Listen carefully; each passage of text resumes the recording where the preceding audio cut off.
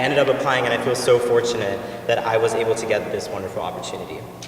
So tonight's event focuses on refugees from the Middle East and neighboring countries, given the political stigma surrounding that region in our situation today. My hope is that by listening to the beautiful music of the countries from which these refugees come, we can start to be more empathetic towards them. On the program before the intermission are two works by Middle Eastern composers, and after the intermission you'll hear my composition, which incorporates recordings of interviews that I conducted with refugees, followed by the wonderful Layali Ensemble, which performs traditional Arabic music. One small change on the program, unfortunately Raquel Fisk was not able to be with us today. I'm very thankful to Miss Eva Ostrovsky-Kaminsky for playing the piano part on Dia Sukari's Syrian Dances with violinist Olga Kaminsky. And one last note, this concert will benefit the Boston Center for Refugee Health and Human Rights. I would like to thank From the Top for its support through the Arts Leadership Grant, which is generously funded by the Howard and Geraldine Hollinger Family Foundation, with additional support from the Carmen for Care Foundation. So the first piece on the program today is Fazıl Say's Black Earth for piano. Say is from Turkey, where over 1 million Syrian refugees have found a home. Black Earth is based on music for the saz, which is the Turkish lute, and Say uses a variety of effects such as sustaining the piano strings with the hand to imitate the sound of the saz. I hope you enjoy.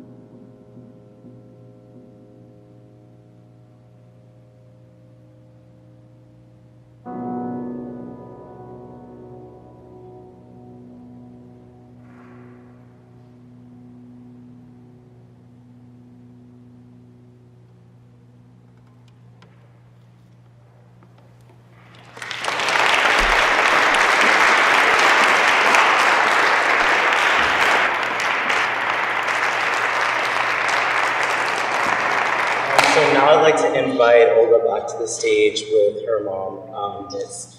Eva Ostrovsky-Kaminsky, to talk about and play Dia Sukari Syrian dances for piano violin.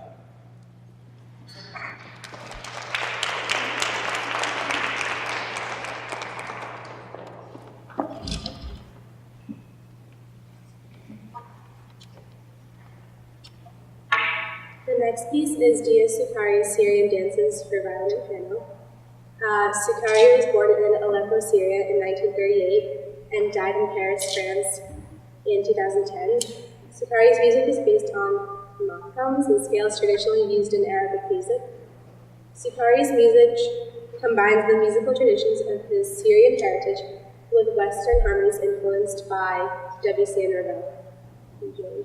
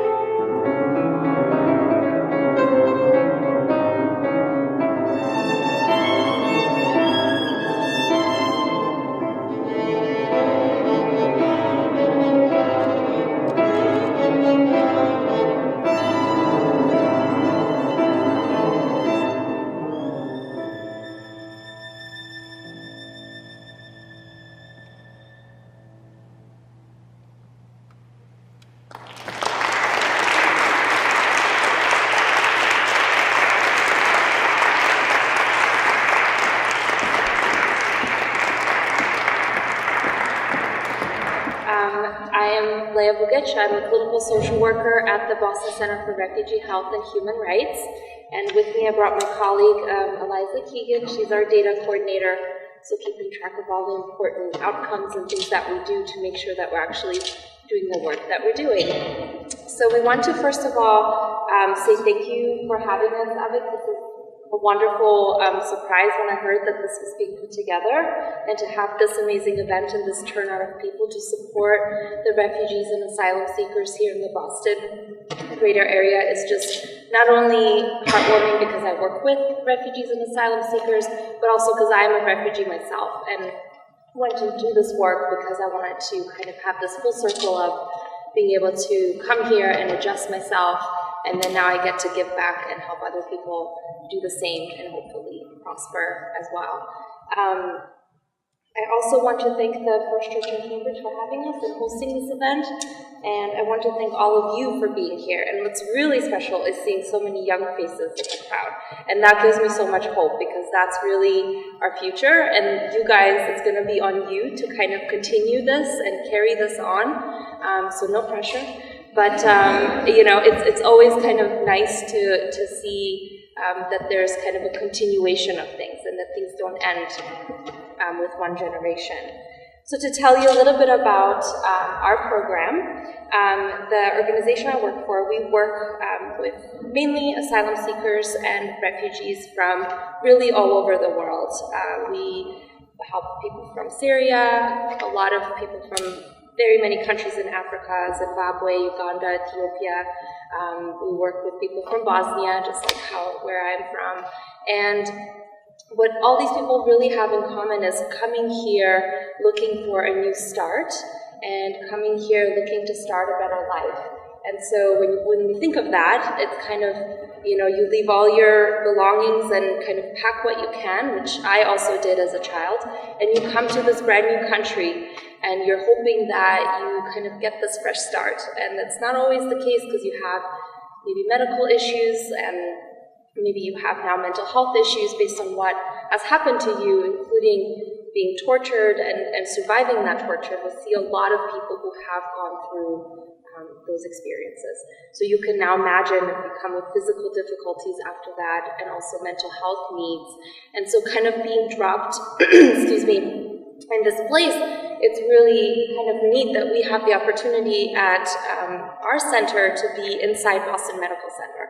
So we have the opportunity to give this holistic service to our clients. So not only are we helping them with mental health services, but we're also connecting them to a primary care doctor. We're also connecting them to special needs doctors if they have any conditions that need more kind of attention and expertise. And then on the other end, we're also helping them with kind of case management, kind of things that you don't think about a person would need, like toiletries, right? So we have people come in and sometimes they do even have a toothbrush. And so those are some things that we're able to provide thanks to many donations that we get. And so deodorant, toothbrush, toothpaste, and things that, razors, that you think like, okay, everybody has that, but not somebody who's just left their home country and kind of is here and doesn't have anything. The other things that we provide are also English classes, and so helping people learn English quicker, connecting them if they can't come to Boston Medical Center, have them go to a community center where they can continue learning English if that's a need. We also provide a food pantry, so access to food. We're lucky, we have that in the hospital, and we can refer our clients to get food. And a lot of the times what happens is when you come here as a newcomer, you don't know a lot of people. And a lot of our clients actually get housed with complete strangers.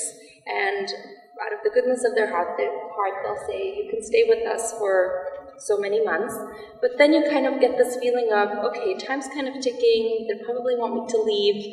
And so it's really nice to be able to kind of bring food and be able to provide something for the household.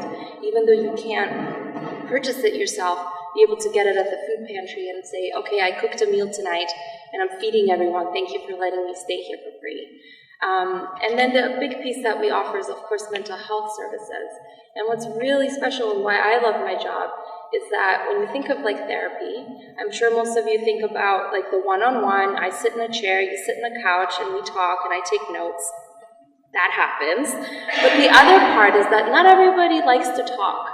And so why I'm really lucky is I get to do art in my sessions. So art therapy has been a great kind of avenue and vehicle to get people to talk about what they've just been through and kind of even process that. I've used music in sessions. I've danced with clients. They've sung in my session. So it's really kind of this open forum to have people explore what is my way of being able to express what I've just been through. And it's a lot. And sometimes words just don't do that. So being able to kind of be flexible in that way and being able to provide even healthcare, because a lot of the people that we see, if they're asylum seekers, they are not eligible for a lot of aid. So being able to connect them to at least kind of a safety net system where they at least can see a doctor, they can at least get some mental health, they can get some food, they can get a Charlie card, they can get some toiletries. And we also have a career development department that kind of prepares them. What is it even like to go to work in an American society? What does it mean to shake a hand? What do I have to dress like? All those kinds of things that we don't think about. It's brand new, even building a resume. So kind of all those things we provide, and we really kind of have this over kind of umbrella of what we call radical hospitality. And so what that is, that basically to me, that means that I welcome a client in our door the way I would welcome a friend to my house. And so it's not a doctor's office where it's like, okay, go check in, go sit down, right? That's not what you would do if somebody came over to your house. That'd be pretty awkward. So you say, come on in, how are you doing? Take off your shoes, can I get you something to drink? Right, it's kind of like that warmth, and we really kind of approach everything we do in that way. So that our space that clients come to, it's a space that's safe, it's a place that's warm, it's a place where you feel like, okay, these people understand me. And beyond all the things that we provide materialistically, such as those things and trolley cards and blankets and things like that, one thing that I found was even more powerful than that is just recently a client of mine no-showed to one of our appointments. I was kind of worried because I haven't heard from her. So I called her, and she'd actually been in her house for a whole full week, isolated herself, was not able to go outside due to fear of being followed and fear of kind of paranoia and hallucinations that she had. And so has not left her room in 1 week. And that one phone call that I made, she came back to the session to see me about a month later. We were able to get her medication, but she came to see me and said, you know, it was after your phone call that I actually realized I can step outside. And what I realized was that somebody knew I existed. Like somebody just picked up the phone and said, hey, are you okay? You missed our appointment. And that kind of made her realize she's not alone. And so we can really think of things like in a grand scheme of things, but we can take little things, even on the street or a subway or a bus, you see someone struggling, just being like, do you need some help? Can I help you find something? Right? So those little things that make people feel like, oh my God, I'm not invisible. I actually exist. And so that's kind of really showing you kind of the big picture and the small picture of the magnitude and impact that our center has on people. Our clients, they're so resilient. They are various ages, they're various religious backgrounds, various sexual preferences, and what really makes them all in common is that they're so determined and resilient for even making it from where they have to where they are here. A lot of them are pretty high-ranking people in their home country. A lot of them are lawyers, doctors, journalists, judges, and they're all persecuted because they are standing for things that their government is not letting them really stand for, which is human rights. And so being able to love who you want to love, being able to pray to whatever God you want to pray, being able to say, you know, I don't want to marry this person, I want to marry this person. And so, you know, speaking out against those things makes them targets by their state.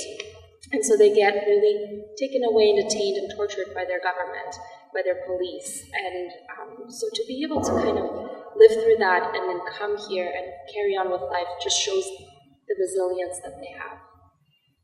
So with all the challenges that, and I want to read this because I really want to get this point, with all the challenges facing our country at this time and much of the unwelcome rhetoric in the media about immigrants and refugees and asylum seekers, it's even more important that events like this one take place and continue to take place.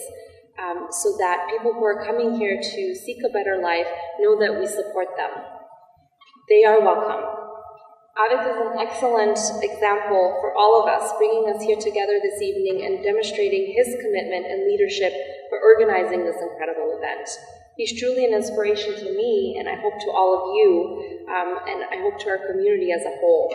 And it's my hope and our clients' hope that events like this continue to happen, I'm talking to that row, and so that we can have a brighter future for so many. And I thank you all so much for taking the time, and I hope you really take in what you've contributed by coming here today. And it really is such a grand gesture, and our clients are forever thankful for the things that you've done. Thank you.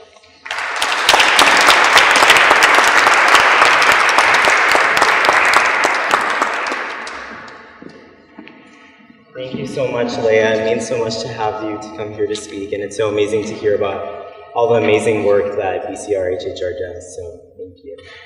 The next piece on the program is my work for string quartet and tape, which is titled From Voices. I started writing this piece after I found out that I would be organizing this concert.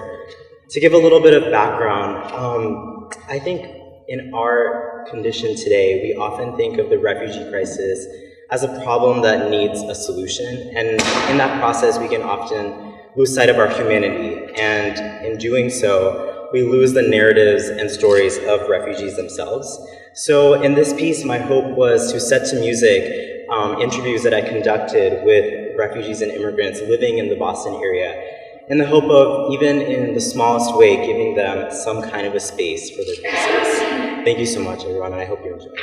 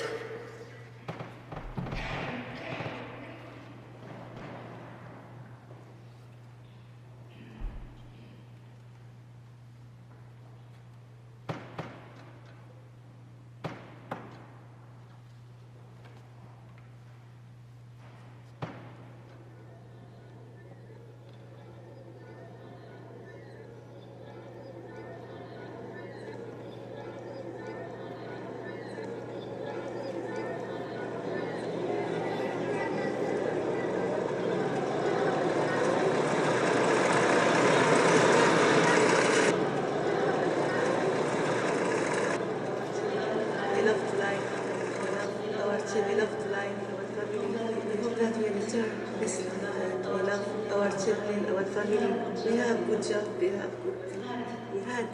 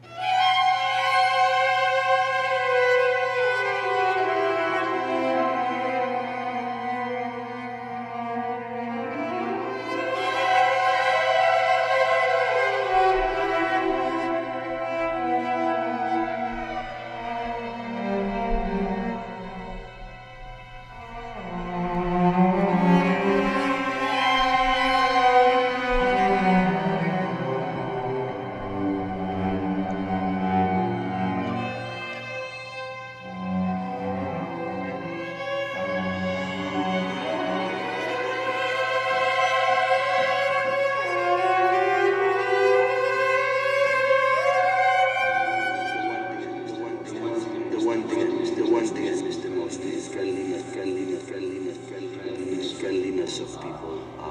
If everyone is celebrating at the mosque, but it's not in family, so it doesn't have the same feeling.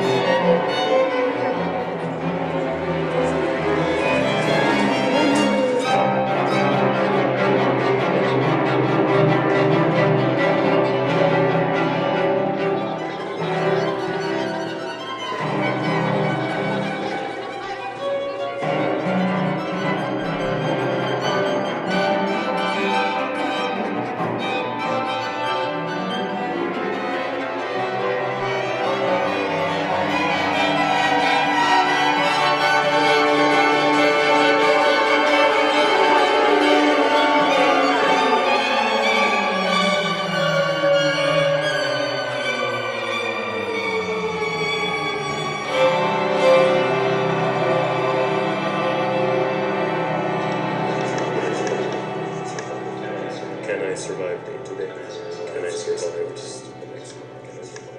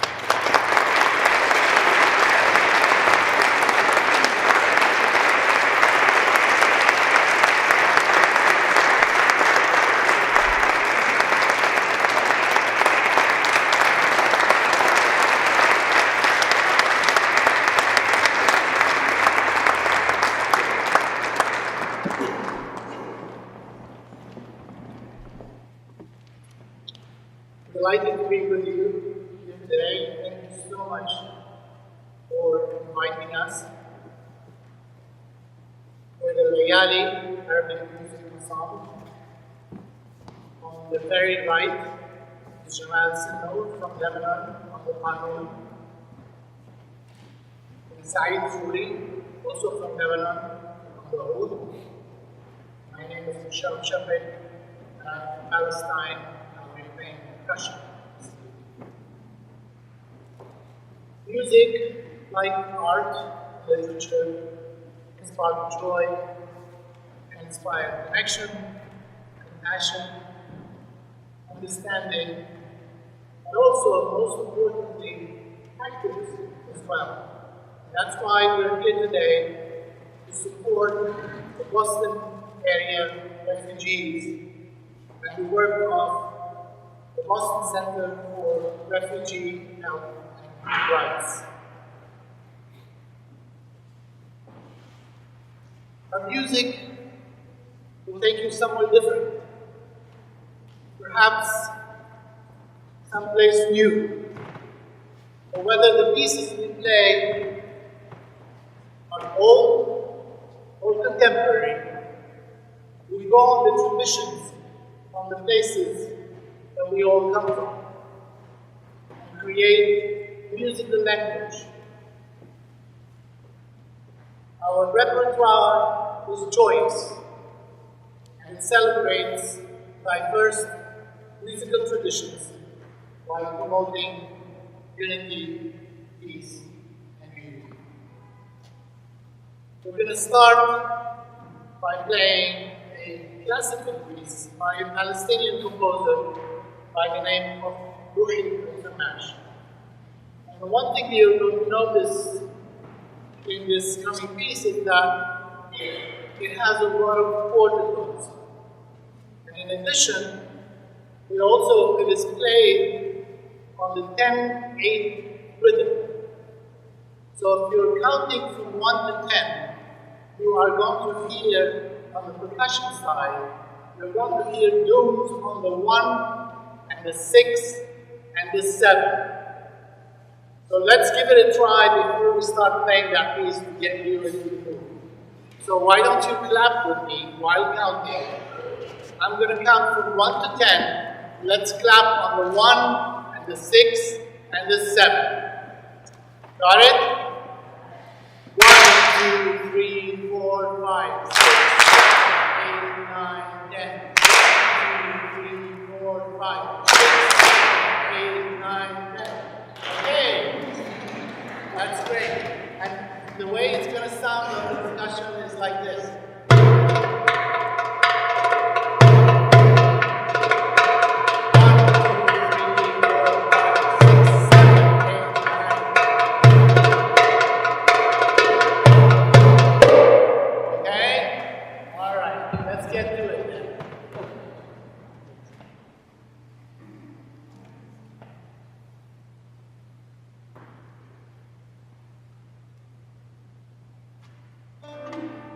1,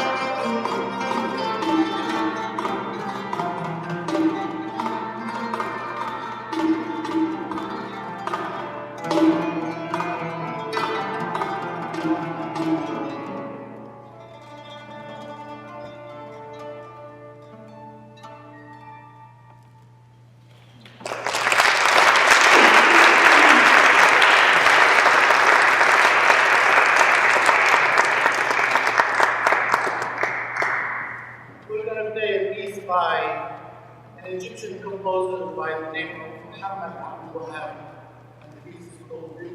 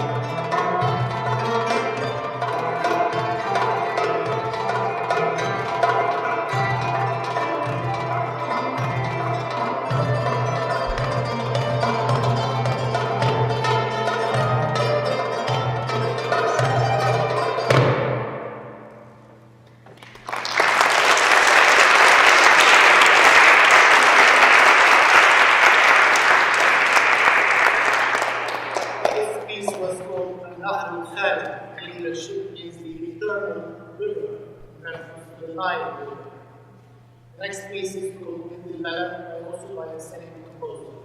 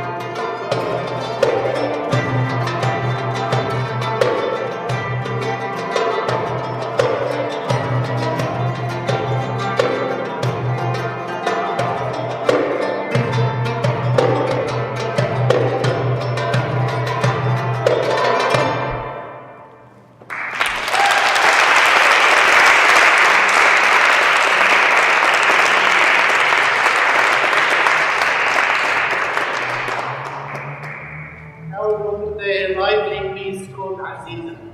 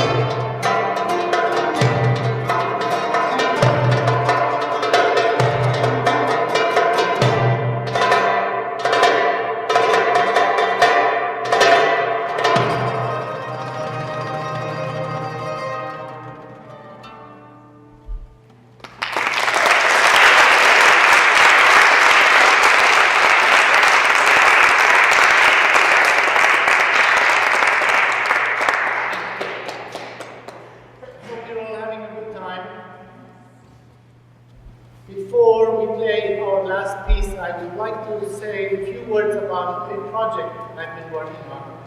When I'm not playing music, I'm a book publisher.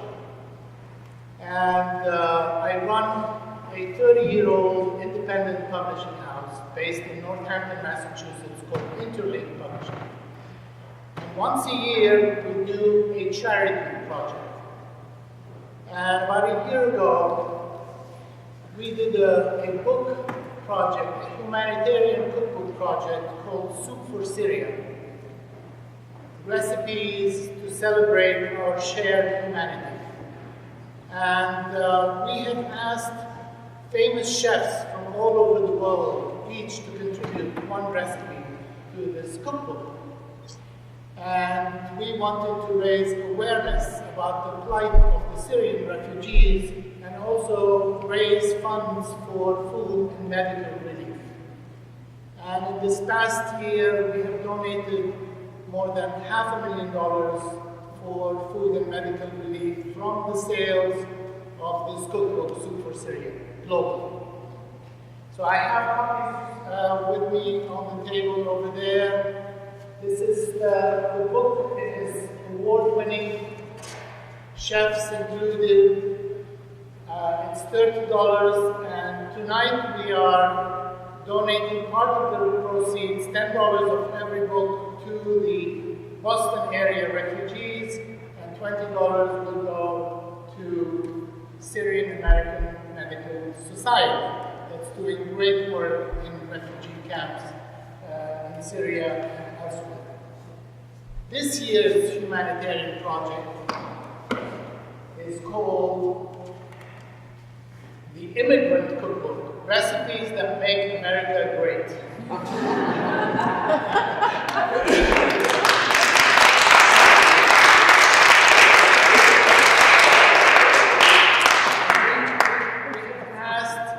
We have asked top immigrant chefs in the U.S.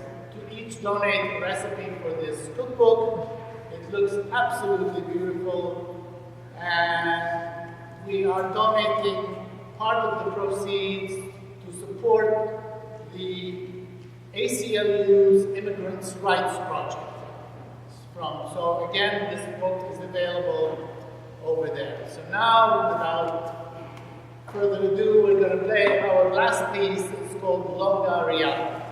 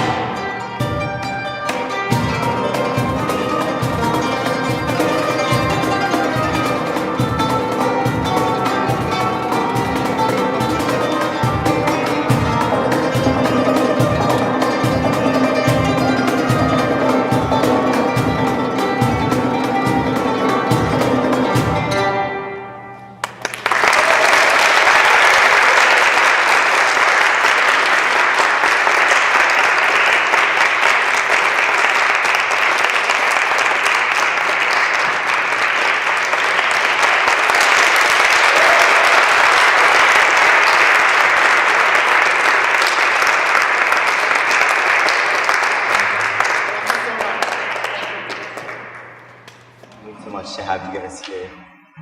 So before I close out the program tonight, I just wanted to thank a few people without whom this event really would not have been possible. So first of all, my From the Top advisor, Shay Mavros. I've worked with Shay over the past 8 months to organize this event, and she has helped me in so many ways, and this event would not have been possible without her, so thank you so much, Shay.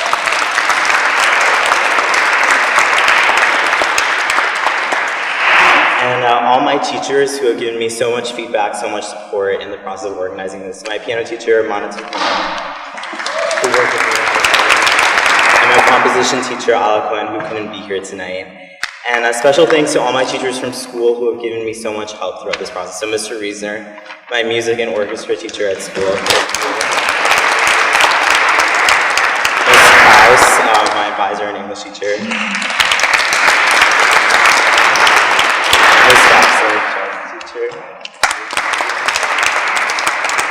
And also Ms. Sanderson, my French teacher and community service mentor, and Ms. Abu Shakra, Arabic teacher. And I would also like to thank Kristen Manville from the First Church, who allowed me to hold the event in this space. I'm very grateful to her. Robbie Adams, who helped me a lot in organizing this. She works with Boston Center for Refugee Health and Human Rights. And Zoe Ting from the Deviant Vanguard for photographing the event.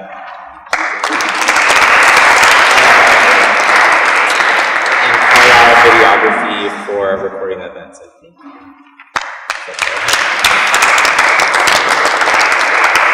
And my amazing friends who have given me so much support in many different ways, sending out emails, organizing bake sales, helping to sell tickets, and accepting donations at the door. So thank you guys. You guys are the best.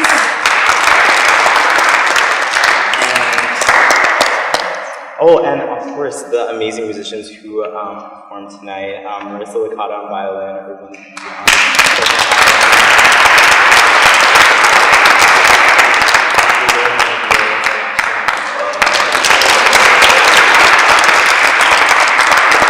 And last but not least, my amazing parents and moms there.